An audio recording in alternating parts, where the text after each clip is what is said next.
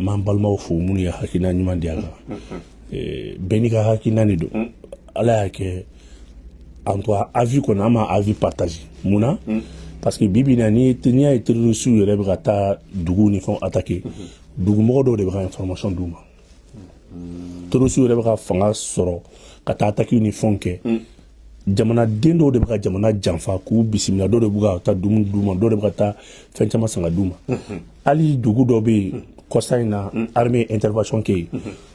min yɛrɛ bɛ yen a bɛ carburant feere sirada la mɔgɔ ninnu de bɛ wari d'a ma ka carburant san k'a feere terroriste yɛrɛ ye wari di mɔgɔ min ma k'a don carburant feere la c'est trop jamana renseignement bɔra fɛn caman kalama bon jamana min bɛ ten ne ko san k'e bɛ taa volontariat ko kɛ ni m'i farati o maa kelenw bɛ tila ka marifa bila ka don fini na tugun ka marifa bila ka don finitigiya la n'i ye volontariat kɛ volontariat la ni maa min ye marifa bila jɔn b'a dɔn k'a fɔ mɔgɔ jumɛn don jɔn b'a dɔn mɔgɔ jɔn don bɛɛ b'a dɔn k'a fɔ ko n'i ye ninnu bɛ ko caman kɛ yɔrɔ caman maa dɔ de bɛ yen minnu bɛ ka kibaruya di minnu b'a k'u dɛmɛ bon maintenant ne ye volontariat la na n'i m'a sɛgɛsɛgɛ ka ɲa mun de bɛ kɛ mais Burkina an y'a ye k'a fɔ VDP bɛ Burkina sigiyɔrɔma 5 de bɛ bɔ Mali la Burkina sigiyɔrɔma 4 ou bien 5 de bɛ bɔ Mali la bon mɔgɔ bɛ se k'olu da ɲɔgɔn ma cogo di mɔgɔ bɛ se k'olu da ɲɔgɔn ma cogo di Mali kɔnɔ i bɛ se ka 200 km boli i ma dugu kelen ɲɛ la dugu dɔw ni ɲɔgɔn cɛ i bɛ 100 km boli i ma dugu kelen ɲɛ la jamanaw contexte ni réalité tɛ kelen ye i ka kuma i ye ɲininka ko BIR ye brigade d'intervention rapide de o BIR min bɛ ka sigi bi ne bolo an k'o tester fɔlɔ yanni an ka taa volontariat la fɔlɔ maintenant o BIR tɛ dɔwɛrɛ foyi ye ale ye brigade d'intervention rapide de a kulu misɛnnin caman de don sɔrɔsi kulu de don u bɛ surunya k'u sigi k'u surunya duguw de la n'a fɔra ko taw olu ka u ni kɛlɛ ni ɲɔgɔn cɛ ani taw fɔli ni ɲɔgɔn cɛ moto de b'u bolo dɔw bɛ pan de dɔw bɛ yen i bɛ taa sɔrɔ avion ma bɛ yen a mototigiw bɛ yen a mobilitigiw bɛ yen BIR façon ka ca jamana bɛ ka recrutement ba de kɛ pour que ni wo ye combler donc ka maillage territorial kɛ jamana kun na kun fan bɛɛ maintenant ne bɛ conseil min di Mali ma Mali ɲɛmɔgɔw ma u kan ka min bila sen kan ne b'o kɛ brigade de lutte antiterroriste k'o sigi village la o brigade min filɛ nin ye dugudenw yɛrɛ de bɛ don o la sabu ni mɔgɔ min sera ka kunnafoni kelen di terroriste ka ca 1 million non tu as 1 million an kana taa yɔrɔ siganamɔgɔ dɔ ye n'i ye siganamɔgɔ tɛ dɛ n'i ka daluya jɛlen don 1 million y'i ta ye ça fait a fɔ dɔrɔn k'a fɔ ko Amadu Kunfa bɛ nin yɔrɔ in na ou bien Amadu Kunfa muso filɛ ou bien cɛ min ye attaque kɛ a filɛ nin yɔrɔ la donc tu as 1 million bon o 1 million ta i k'a lajɛ dɛ 2 milliards bɛ bɛn joli ma ça fait 2 milliards renseignements bien traités 2 milliards renseignements bien traités mais arabu jamana bɛ marché tan de o arabu jamana bɛ marché tan de ne bɛ ka n ka avis de di dɛ maintenant i b'a ye k'a fɔ ninnu bɛ joli di mɔgɔ ninnu ma 240 250 ni armée bɛ tɛmɛ armée yɔrɔ fɔ bombe donni yɔrɔ la 20 comme olu bɛ ka 20 240 di ni e yɛrɛ fana ye dɔ fara fasodenjugu mɔgɔ bɛ wari de la o ni e bɛ 240 minɛ k'i ka sɔrɔsi ou bien ka taa min don sɔrɔsi ɲɛ ou bien ka sɔrɔsi ka taasira yira terroriste la ni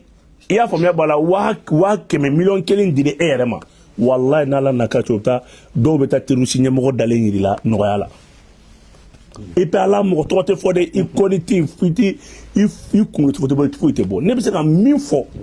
k'a fara finitigiw ka hakilina tɔ kan o ye renseignement ye dans ce sens là n'i y'a traité efficacement a bɛ jamana bɛɛ bila alerte la wa jamana i bɛ kibaruya sɔrɔ en temps réel wa kibaruya jɛlen est ce que kɔlɔlɔ fana t'o la oui foyi tɛ ni kɔlɔlɔ tɛ min na barisa bon an delila ka balimamuso dɔ fana ta ye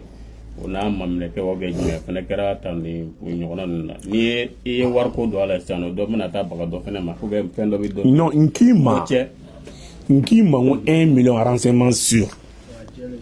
e bɛna ka kuma faamu kana fɔ ko nin don ne kan t'o ma o e ka renseignement mana traité ka wolo tu as 1 million ne qui m'ont renseignement sûr allez FBI mo ta recrutement ke mo do na fo ko secret défense kana secret dévoilé côté FBI ni KGB ni be mateta no code de bebela code identifiant de bebela il be mo mi be i blala ita don out no so i ka code de be barake ni nanye ni ke avec sababu même tourisme ko fait tourisme be jamana kono am se ka contrôler o mo ko mi se ke ube na fa di ça fait akuna folti dalé ali tourisme do ko parce que il va kala ma ko corruption fait tourisme forme do donc yuruguru chama me kan engagement public ko nala kuna fol nu mi se ka yele ka to bela wa avec sababu am na folo pas de soro ka do anga jamana kasumo donc birdite do wara fo yi brigade d'intervention rapide didu ambe kna cheta de ke iboro musa quelques minutes na lembe bi quelques mali kono bi quelques minutes ka tani sur la sire quelques minutes na lembe moto bin dona nunu me yala moto de l'enfant be yala moto de la wa moto type mun fene na tu est-ce que ba kala ma arme la roba kala et puis que man et VP11 gourjanundi aba fo moko tourner mobili ni do abe moko saba nanta o min na lembe ka tani baul akatani bayiri kadi donc ube boli du kala do kulu wo mina ka mununu kata ube ka kulu singata ibe do no fedi donc birdi ka barate dore foye ko kera yoro mina brigade d'intervention rapide ale be suruya oro la o kausa ka fo ko renfort be boro la abetata ni bilaje bi fasala droni undu faga undu etirusi bay abi mali ni Mauritanie frontière la de kumbe doni minɛw ni carburant ko ni fɛn ninnu ale be doni wari ka bɔ Mauritanie kana di mɔgɔ ninnu mais a jateminɛ k'a lajɛ mais drone y'a gosi bi avec des précisions c'est fait net drone y'a ta dɔrɔn ka bom nana sɔrɔ a kunkolo cɛmancɛ de la k'a nɔni dɔrɔn k'a don dugu jɔyɔrɔ k'a da ala kuma ma caya ala kuma ma caya donc drone be se ka an dɛmɛ o ye moyen technologie mais le renseignement humain o jɔda be yen mais renseignement humain an ka tɛmɛ o kan bi parce que renseignement humain vérification ka gɛlɛn dɛ parce que ni nana renseignement humain hali ni min ni min man di ɲɔgɔn o bɛna n'o ye donc a traitement bɛ se ka tanta a traitement bɛ tanta mais i bɛ drone i bɛ an bɛ ka min kɛ ka drone jɔ sanfɛ i b'a jɔ sanfɛ ka ninnu ka mouvement bɛɛ suit u b'u ka fɛn bɛɛ kɛ f'u tali u da tuma min na ni min y'a da muso kɛrɛfɛ o tɛ wuli bilen i bɛ bɔnbɔn na o su caman de bɛ kungo kɔnɔ ka taa kunun n'i ye gendarmerie ka mobili min kun enlevé b'u fɛ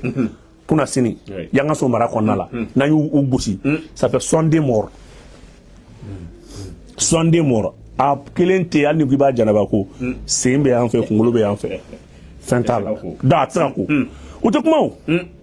mɔgɔ tɛ nin fɛn bila o i bɛ mɔgɔ caman b'i wele nin b'anw ka dugu la mais ni dugu sumara fana o t'i wele k'a fɔ ko dugu sumara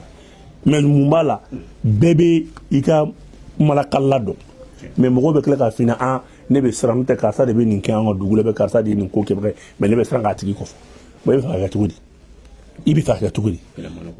ou bien a bɛna ɲɛ f'i ɲɛna i yɛrɛ ka information ɲini i yɛrɛ e min y'a fɔ donc jamana kɛlɛ tɛ se ka kɛ abada n'an m'an ka finitigiw dɛmɛ ni kunnafoni ye o tɛ yen voilà. Yakubu toujours an bɛ to situation sécuritaire kɔnɔna na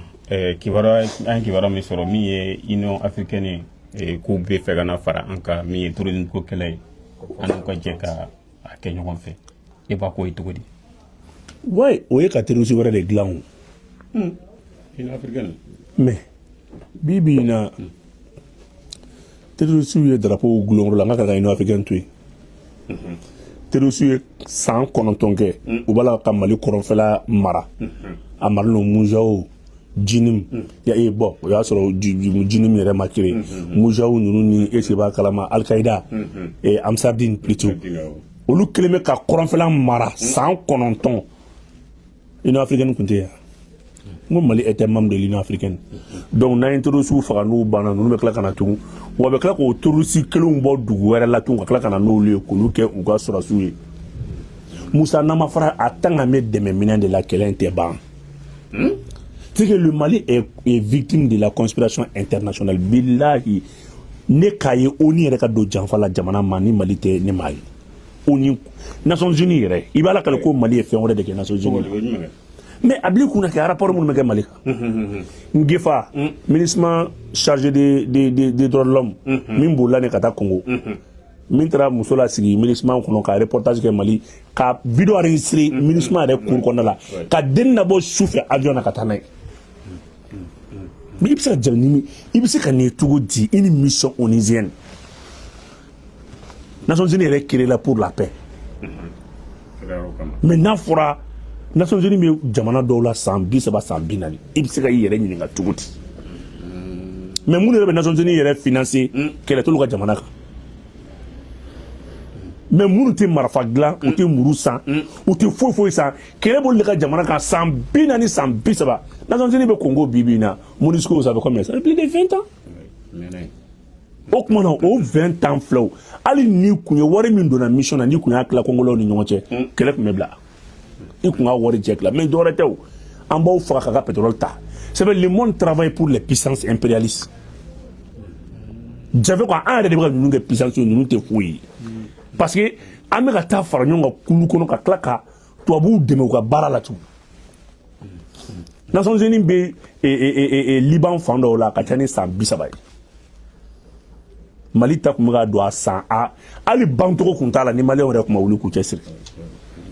donc abena yika fo nafa jumen benna donc Mali est victime d'une conspiration internationale bandits armés ouye Mali klali proclamé comme marfa korota Jean-Yves Le Drian Kota que vraiment les Touaregs maliens ont fait un travail remarquable les mouvements armés Touareg parce que moi nous Touareg représenté en faut beaucoup mal mouvement armé de nous en faut beaucoup mal il les dire ils disent que ils ont fait sur que nous quand moda agelo ku kantige crime contre l'humanité au lieu de engager Kadhafi non ils ont été félicités appréciés par la France Nations Unies d'Europe baby Nations Unies d'Europe baby Union africaine d'Europe baby c'est là où j'aurais qu'à mouiller et ni me gobe do tona de ni fanga mitila tongo fanga dima Mali attaqué en Sanjoli la première mission de l'ONU au Mali c'était une mission africaine mission fala de Kuntea il y a un mission après des missions coffre Francine n'a forcé pour installer les terroristes quoi que mission multidimensionnelle quoi djini mission humanitaire doit kono ayron kala korvarde Ahmed Bagayo ala ka hinala ale ko boko ko mission ke ka dans san wolon blama san sangele meduma mais ni san wolon bla da fara mission be banrema o mission e sanjo ngo mission e san kono tonne ke be santa ni mali wala ka bulu ka jote mo ka tata kala ke mission ko meon mission ko meon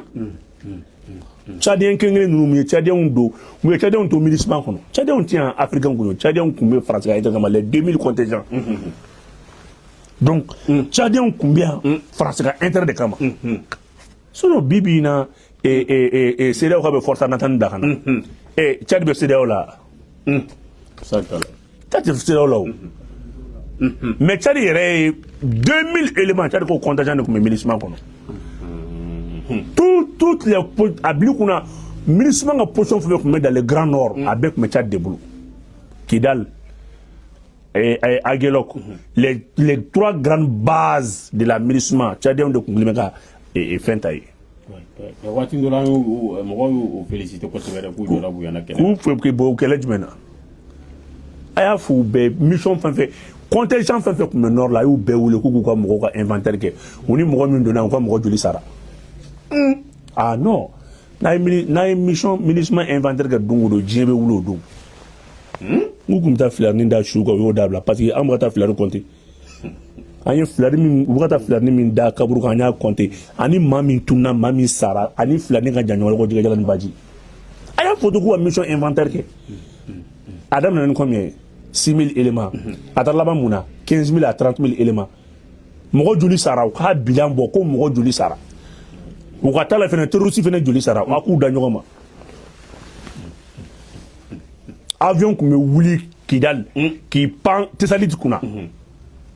kata djigi est-ce que va kalama pas ça fait quoi ngo c'était décevant mo Tchadien on est camp passé Kidal ka kan déterru suma MINUSMA ka mission kun bɛ yɔrɔ o yɔrɔ dans les grands nord map kan di Mali armée ma bara u ye kan abandonné kan to yen terroriste bɛn'o installé kan kɔnɔna la u bolo k'u terroriste bɛna sa anw na Ala barika la o ma se Mali armée la partout où les contingents tchadiens logeaient siégeaient u y'a kan bɛɛ abandonné ka taa di u y'a kan bɛɛ abandonné ka taa di donc n'a aw bɛ kuma a ye fɛnw kɔrɔ ɲini a k'u dɔn maa si tɛ kɛ n'i jɔ ma k'i bɛ kuma yɛlɛma anw bolo yan an b'a bɛɛ kalama ko tiɲɛ an b'a bɛɛ dɔn. Aya, a faamuna.